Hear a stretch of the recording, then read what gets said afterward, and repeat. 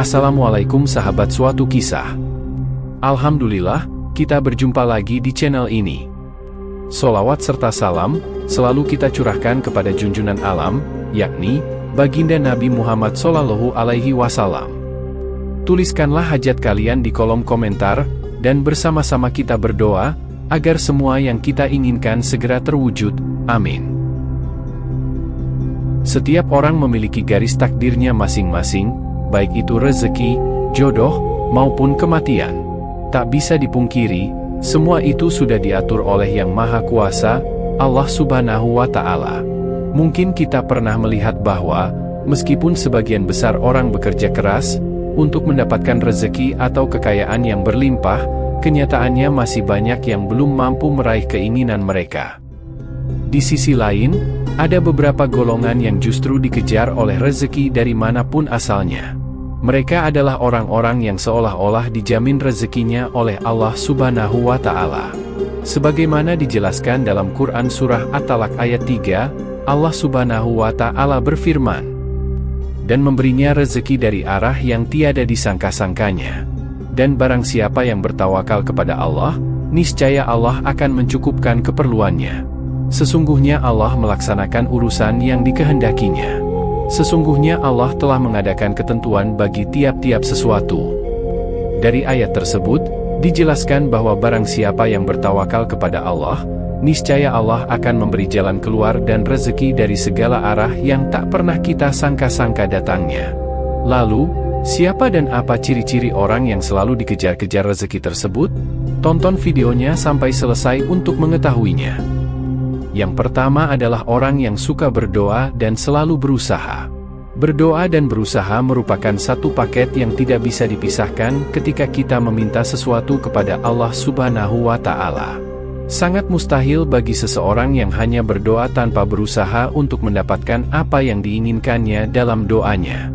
Oleh karena itu, selain berdoa, kita juga harus berusaha untuk mendapatkan hasil dari doa yang telah kita panjatkan kepada Allah Subhanahu wa Ta'ala.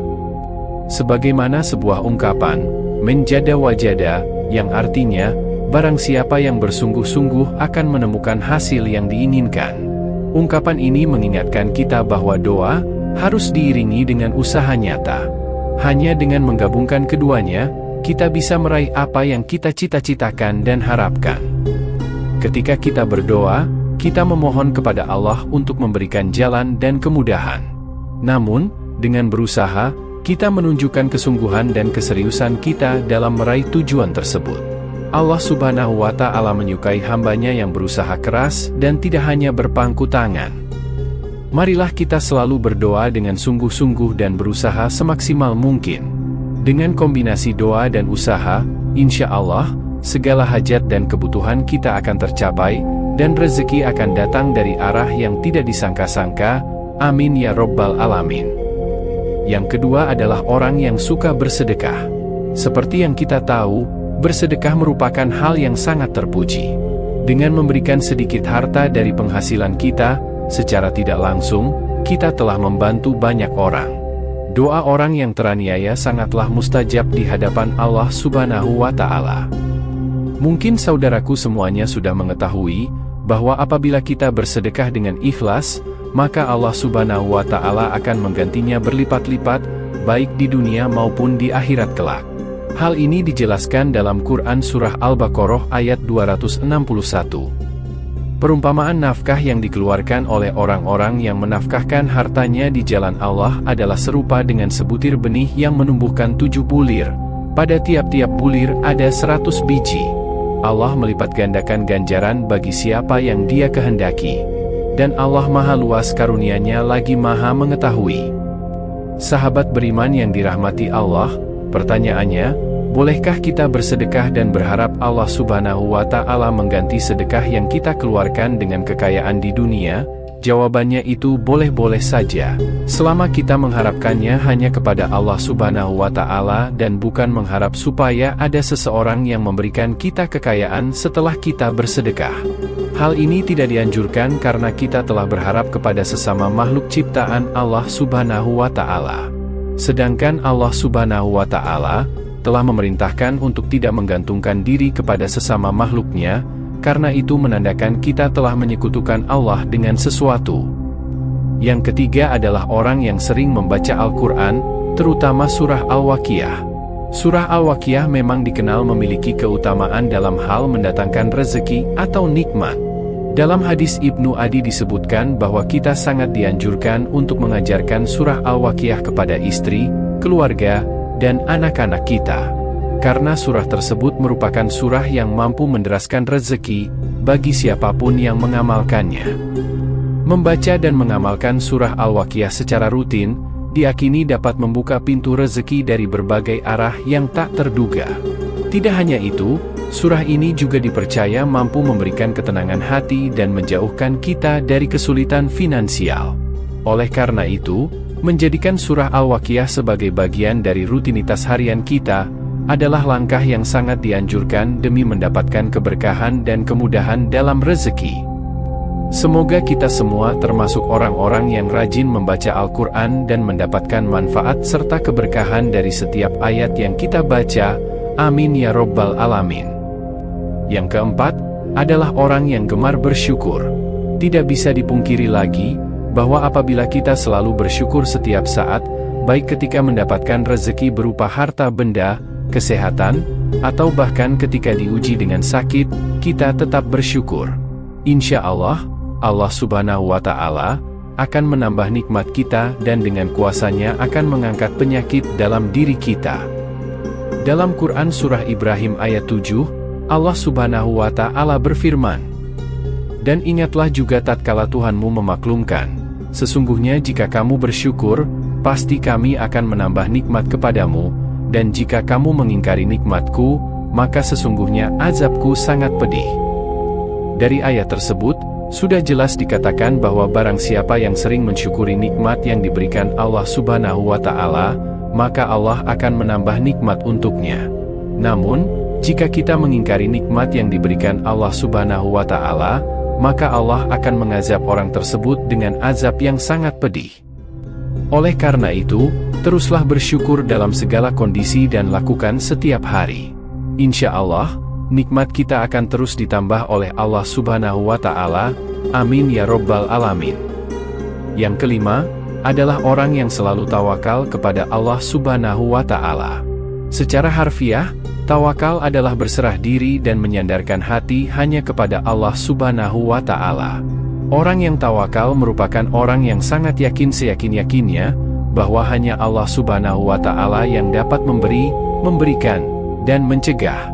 Maksudnya adalah Allah yang memberi manfaat dari apa yang telah diciptakannya, memberikan nikmat kepada setiap manusia dan seluruh jagat raya seisinya, serta mencegah keburukan yang dilakukan manusia maupun dari setan.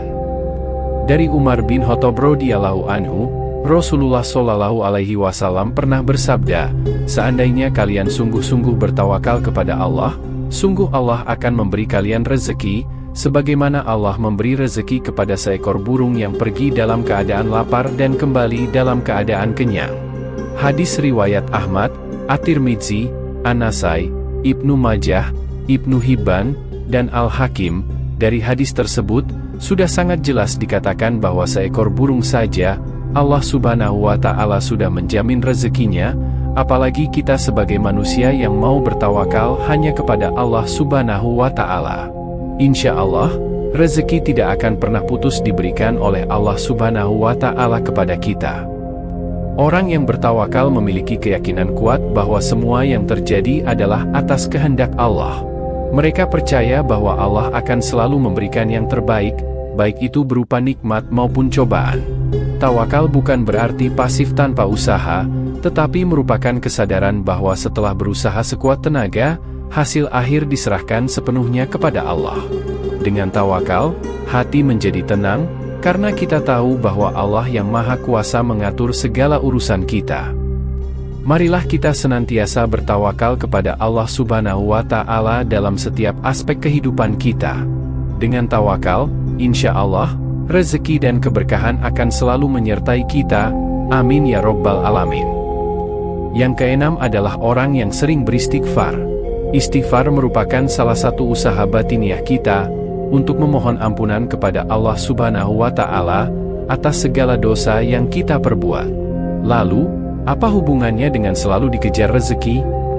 Orang yang selalu beristighfar dalam kondisi apapun secara tidak langsung dapat membersihkan hatinya dari segala dosa dan kesalahan. Ketika hati kita bersih, maka kemungkinan besar rezeki yang diberikan oleh Allah Subhanahu wa Ta'ala bisa sampai kepada kita.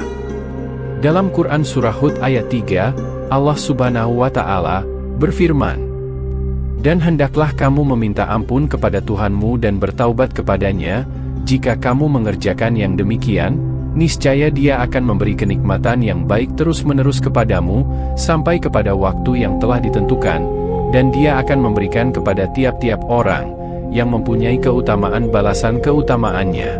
Jika kamu berpaling, maka sesungguhnya aku takut kamu akan ditimpa siksa hari kiamat."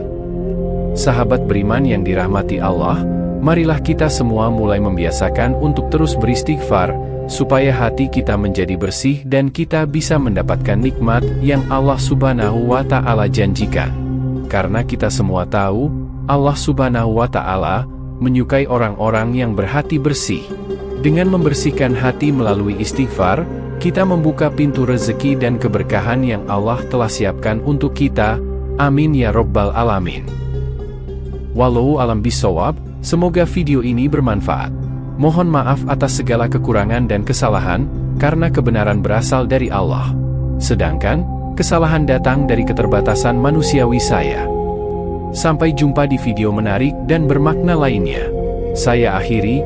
Wassalamualaikum warahmatullahi wabarakatuh.